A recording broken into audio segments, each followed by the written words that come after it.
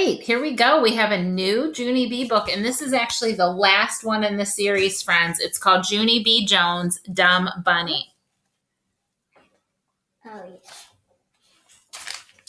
Dumb Bunnies and Clucks. Dear First Grade Journal, dumb bunny, dumb bunny, dumb bunny. I am not allowed to say dumb bunny on account of my teacher heard me call May that name on the playground.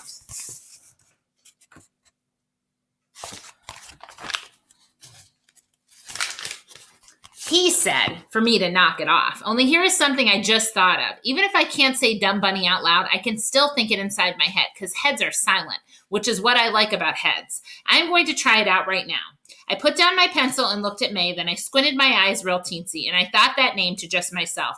Dumb bunny, dumb bunny, dumb bunny, dumb bunny. May looked suspicious at me. What are you doing, Junie Jones? Why are you squinting like that? She asked. Stop it right now. Stop that squinting. I paused my squint. I am not just squinting at you, May. I am also thinking a name about you inside my head. But you don't even know what name I'm thinking because heads are silent, which is what I like about heads, I said. May frowned. I started my squint again. Dumb bunny, dumb bunny, dumb bunny, dumb bunny, dumb bunny, I thought. After I finished, I brushed my hands together, very satisfied.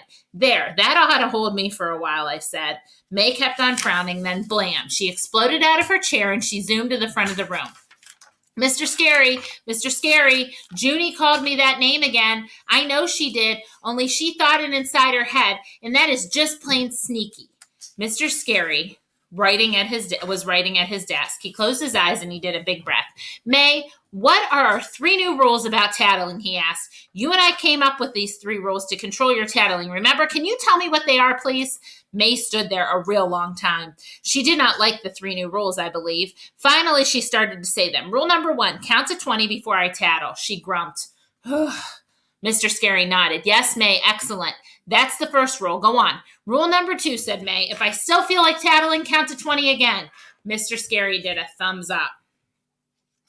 And rule number 3, May sucked in her cheeks. Rule number 3, if I still feel like tattling after that, go home, eat dinner, go to bed, wake up, eat breakfast, come back to school, raise my hand to tattle, then put my hand over my mouth, and please be quiet, she said. Mr. Scary clapped his happy hands. Perfect, you've got it. Those are exactly the rules we talked about, aren't they, he said. I'm very proud of you for remembering them. He stood up and walked her back to her chair. You have a great memory for rules, May, he said. But the next step is to actually follow the rules, okay? And I don't believe you counted to 20 this time, did you? I leaned over and tapped on him. I can vouch for that, I said. There was definitely no counting. Mr. Scary frowned at me. I'll deal with you in a minute, Miss Jones, he said. You and I are going to review the rules on name calling. I did a big gulp. But I didn't even call her a name, Mr. Scary. All I did was think a name in my head, I said. May flashed her angry eyes. No, you did not just think it, Junie Jones. You told me you were thinking it, and that is exactly like saying it almost, she said. She went on. Plus, you didn't even think it quietly. You thought it out loud so I could hear it in your brain. May looked up at Mr. Scary. My ears were tested last year in kindergarten, she said. The nurse said I can hear as good as a North American barn owl. Mr. Scary stared at her a real long time. No, May, no, I'm sorry, he said finally. But the nurse did not tell you that. You do not hear as well as a North American barn owl, May. May squirmed in her chair a little bit. Squirming is what happens after fibbing. At least that has always been my experience. After a minute, May put her head on her desk and she covered up with her sweater. Mr. Scary bent down next to me. And as for you, Miss Jones, this is the absolute last time I ever want to talk to you about name calling, he said. I don't want you to say dumb bunny, or I think dumb bunny, or sing dumb bunny, or hum dumb bunny, or write dumb bunny. Do you understand? I tapped my fingers on my desk. But then, what am I supposed to do when May is mean to me? I asked him. I have to call her something or else she won't even know I'm mad. I thought for a second, then I clapped my hands together. Hey, I know. Maybe I could just think the dumb part in my head and I'll call her just plain Bunny, I said. Would that be okay? Would just plain Bunny be okay?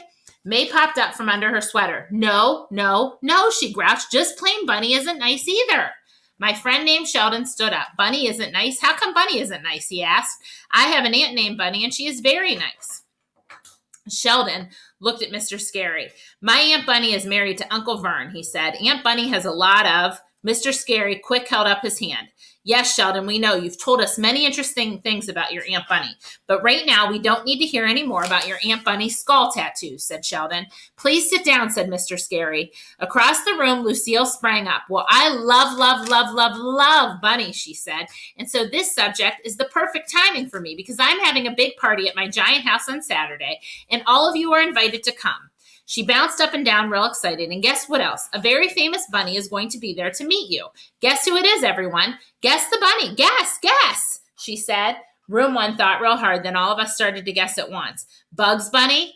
Buster Bunny? The Bionic Bunny? Thumper, we guessed? Lucille rolled her eyes. No, she said. My bunny is way more famous than those dumb cartoon guys.